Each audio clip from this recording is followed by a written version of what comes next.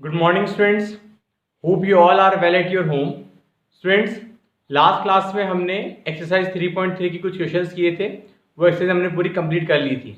आज हम exercise 3.4 start करेंगे और इससे पहले मैंने आपको कुछ प्रॉपर्टीज लर्न करके आने के लिए बोला था कि आप प्रॉपर्टीज ऑफ रेक्टेंगल, स्क्वायर इनको आप लर्न करके आएंगे। आज हम इन्हें डिस्कस करेंगे और इस पर बेस कुछ क्वेश्चंस करेंगे। ठीक है, तो सबसे पहले हम देखते हैं यहाँ पर प्रॉपर्टीज ऑफ रेक्टेंगल कि रेक्टेंगल की प्रॉपर्टी क्या होती है। रेक्टेंगल हम बोलते किसे हैं? तो रेक्टेंगल एक ऐसा शेप होता है जिसमें अपोजिट साइड जो होती हैं वो इक्वल होती हैं और पैरेलल होती हैं। यानी ये जो दो साइड हैं ये इक्वल भी हैं और पैरेलल भी हैं। ये साइड इक्वल है और ये साइड इसके इक्वल है। फर्स्ट थिंग ये। सेकेंड थिंग ये है कि इसमें जो चारों डिग्री जो एंगल होते हैं वो 90 डिग्री के होते हैं। राइट एंगल होते हैं चारों एंगल, तो ये चारों एंगल इसके अंदर कितने होंगे? 90 डिग्री के होंगे। एक प्रॉपर्टी इसकी और ये होती है कि इसके जो डायगोनल्स होते हैं वो एक दूसरे को बाइसेक्ट करते हैं। बाइसेक्ट का मतलब क्या होता है? टू इक्वल पार्ट में डिवाइड करते हैं। यानी ये जो पार्ट अगर इसको कट कर रहे हैं तो अगर ये पॉइंट यहाँ पर ओ कट हो रहा है यहाँ पे, तो ये जो पार्ट होगा ये इसके इक्वल होगा और ये जो पार्ट होगा वो इसके इक्वल होगा। आया समझ में? नेक्स्ट प्रॉपर्टी हमारी प्रॉपर्टी ऑफ रोम्बस। रोम्बस इस टाइप का शेप होता है, डायमंड शेप का। आपने देखा होगा कि हमारे पास में जब हम शादी में जाते हैं तो हमने काजू कतली जब हम खाते हैं वो शेप जो होता है वो हमारा रोम्बस का ही होता है। अब रोम्बस की क्या प्रॉपर्टी होती है कि इसमें चारों साइड इक्वल होती है। ये चारों साइड जो होती हैं ये इक्वल होती हैं। आप ध्यान रखिए, काइट का जो शेप होता है वो डिफरेंट होता है। काइट में दो साइड इक्वल और दो साइड अनइक्वल होती हैं, तो इसको हम रोम्बस नहीं बोल सकते हैं। रोम्बस हम इसे बोलेंगे जिसकी चारों साइड इक्वल होगी। First thing. सेकेंड थिंग ये कि अपोजिट साइड जो होती है इसकी वो पैरेलल होती हैं। ये लाइन इसके पैरेलल है और ये लाइन इसके पैरेलल है। ये भी क्लियर है आपको? और थर्ड थिंग ये है कि इसके जो डायगोनल्स होते हैं वो एक दूसरे को बाइसेक्ट करते हैं, जैसे कि रेक्टेंगल में करते थे। बाइसेक्ट का मतलब ये पार्ट जो है ये इसके इक्वल होगा और ये पार्ट जो है वो इसके इक्वल होगा। ये भी क्लियर है आपको? और अपोजिट एंगल इसमें इक्वल होते हैं। सपोज मान लीजिए यहाँ पर ए, बी, सी और डी है, तो एंगल ए जो होगा वो एंगल सी के इक्वल होगा और एंगल डी जो होगा वो एंगल बी के इक्वल होगा। आया समझ में? अब इसके अंदर सबसे इंपॉर्टेंट चीज है वो ये है कि इसके जो डायगोनल्स एक दूसरे को कट करते हैं वो 90 डिग्री पे करते हैं। यानी यहाँ जो एंगल बनने वाला है वो हमेशा कितना होगा? 90 डिग्री। तो ये भी 90 होगा, तो ये भी 90 होगा, ये भी 90 होगा और ये भी 90 डिग्री एंगल होगा। आया समझ में आपको? नेक्स्ट जो प्रॉपर्टी आती है वो हमारे पास में आती है प्रॉपर्टी ऑफ स्क्वायर। अब स्क्वायर की प्रॉपर्टी क्या होती है? तो आप स्क्वायर के बारे में जानते हैं कि इसकी जो फोर साइड होती हैं वो इक्वल होती हैं। First thing. सेकेंड थिंग, इसके चारों एंगल जो होते हैं वो 90 डिग्री के होते हैं। क्लियर है? उसके बाद में इसके जो डायगोनल्स होते हैं वो भी एक दूसरे को बाइसेक्ट करते हैं। क्लियर है? और एक चीज और होती है इसके अंदर कि ये जो लाइन्स हैं इसकी ये पैरेलल भी होती हैं। ऑब्वियसली बात ये पैरेलल होंगी क्योंकि इक्वल है और ये स्क्वायर 90 डिग्री एंगल बन रहा है, तो ये पैरेलल भी होंगी। तो ये लाइन इसके पैरेलल है और इसी तरह से ये लाइन किसके पैरेलल होगी? इसके पैरेलल होगी। क्लियर है आपको? और इसके डायगोनल्स भी इक्वल होंगे जो कि रेक्टेंगल में भी होते हैं, तो ये एक जो डायगोनल होता है वो इसके इक्वल होगा। क्लियर है आपको? अभी हमारे पास में कुछ टॉपिक्स हैं, ये आपको हेल्प करेंगे क्वेश्चन नंबर 1 करने के लिए। इसमें टॉपिक नंबर 1 लिखा हुआ है, point number 1, a square is a rhombus but a rhombus may not be square. यानी एक स्क्वायर रोम्बस हो सकता है लेकिन रोम्बस स्क्वायर नहीं हो सकता। क्वेश्चन नंबर 2 देखिए, a square is a rectangle but a rectangle may not be square. यानी स्क्वायर को हम रेक्टेंगल बोल सकते हैं क्योंकि उसमें अपोजिट साइड इक्वल होती हैं, लेकिन रेक्टेंगल को हम स्क्वायर नहीं बोल सकते हैं क्योंकि उसकी चारों साइड इक्वल नहीं होती हैं।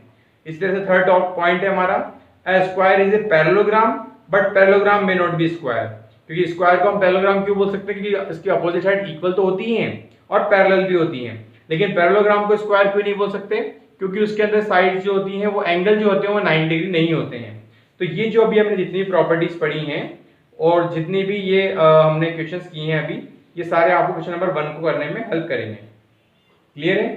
क्वेश्चन नंबर 1 देखिए, एक्सरसाइज 3.4। क्वेश्चन नंबर 1 आपका लिखा हुआ है, which of the following statements are true and which are false. अब यहाँ पर हमारे पास में कुछ स्टेटमेंट्स दिए हुए हैं ए से लेके जे तक। इन स्टेटमेंट्स में आपको रीड करके ये पता करना है कि इनमें से कौन सा सेंटेंस ट्रू है और कौन सा सेंटेंस फॉल्स है। तो ये मैं आपको होमवर्क दे रहा हूँ ये आपको खुद करना है।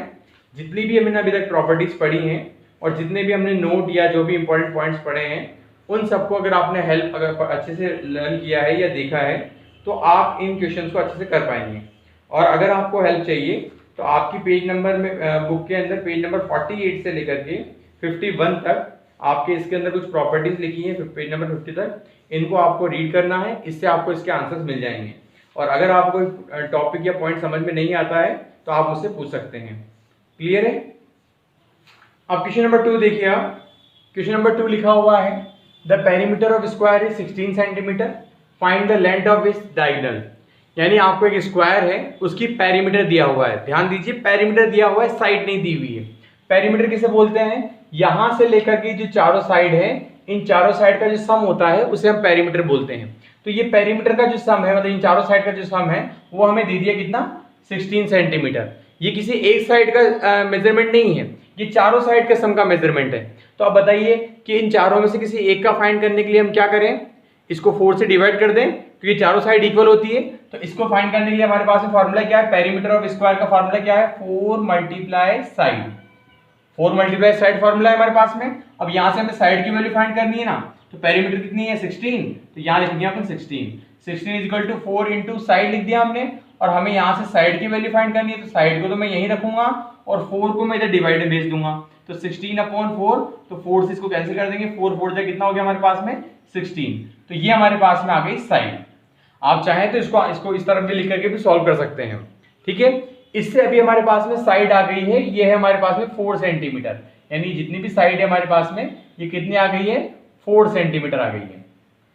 अब आपसे पूछा गया है इसके अंदर, आपसे पूछा गया है डायगोनल, लेंथ ऑफ डायगोनल। और डायगोनल क्या होता है? ये क्या होता है डायगोनल? ये। तो दोनों डायगोनल इसके इक्वल हैं, आप किसी भी एक की वैल्यू फाइंड कर सकते हैं, दोनों इक्वल होंगे।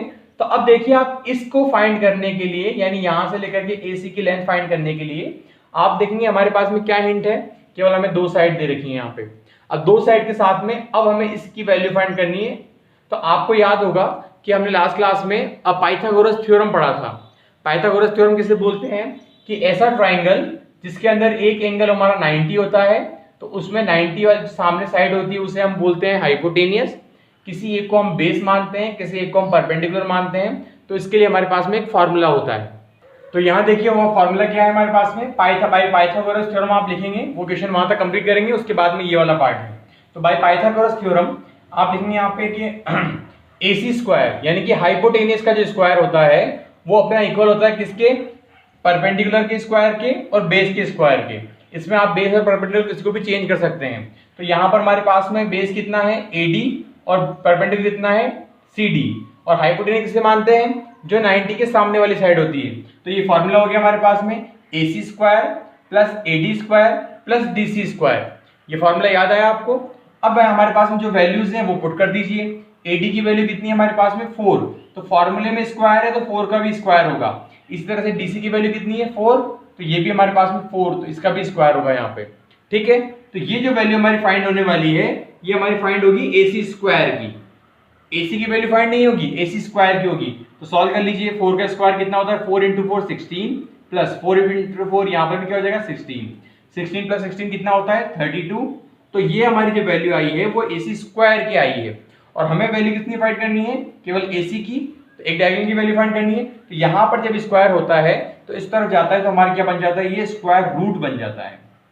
क्या बन जाता है? Square root. या फिर आप यहाँ लिख भी सकते हैं कि on square root both side. तो इस तरफ जब हम स्क्वायर रूट करेंगे तो ये स्क्वायर रूट से कैंसिल हो जाएगा और यहाँ पर स्क्वायर रूट हो जाएगा। यहाँ लिख लीजिए आप स्क्वायर रूट बोथ साइड।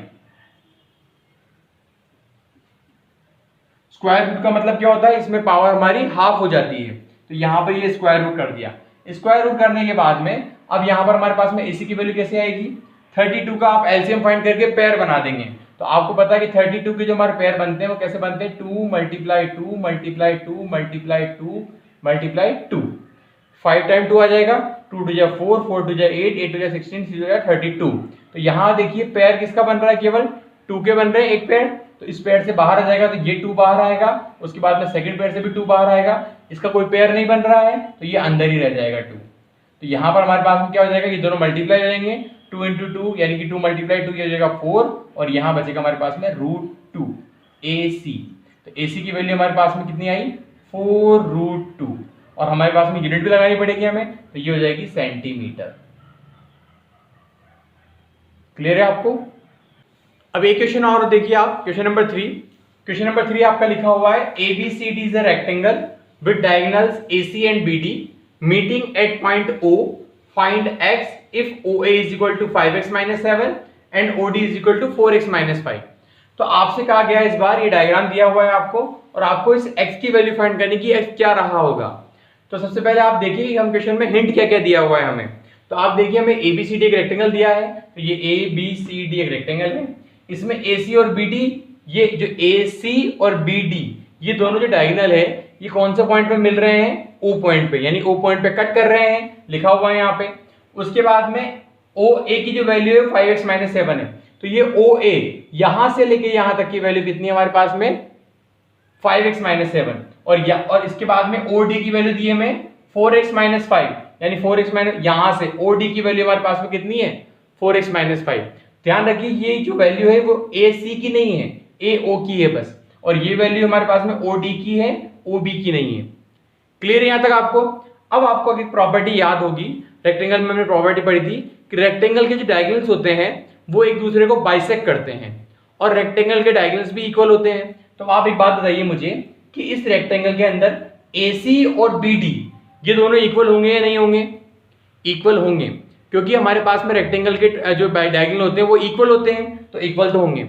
उसके बाद में जब एक दूसरे को कट करते हैं तो हमने आज प्रॉपर्टी में पढ़ा था कि ये जो पार्ट होगा वो इस पार्ट के इक्वल होगा, इस तरह से ये पार्ट जो होगा इसके इक्वल होगा, इस तरह से ये चारों पार्ट इक्वल होंगे या नहीं होंगे।